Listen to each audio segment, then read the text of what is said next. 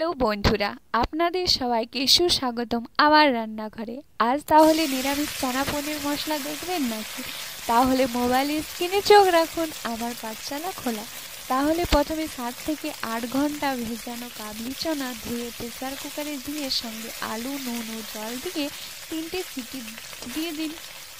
একদম পারফেক্ট সিদ্ধ দিয়ে স্ক্রিনে যেগুলি দেখতে পাচ্ছেন সেগুলিকে পেস্ট করে নিন।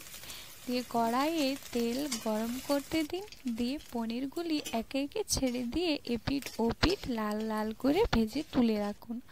ওই তেলে দারচিনি, এলাচ, তেজপাতা, লং দিয়ে দিন। দিয়ে আগে যেটা পেস্ট করে রেখেছিলেন সেটি কড়াইয়ে ঢেলে দিন। ভালো করে ওটাকে কষতে থাকুন। দিয়ে লঙ্কা গুঁড়ো, ধনে গুঁড়ো, হলুদ গুঁড়ো, জিরে গুঁড়ো দিয়ে কষতে থাকুন, সাথে স্বাদ মতো নুন।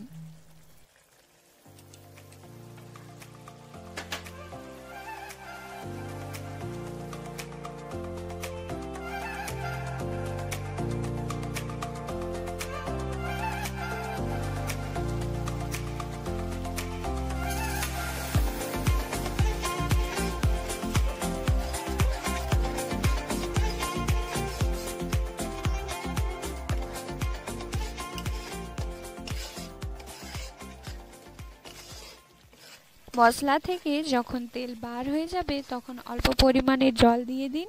জল দিয়ে পরে কাবলি চনা আর আলু দিয়ে কিছুক্ষণ ভালো করে নাড়ান। দিয়ে তারপর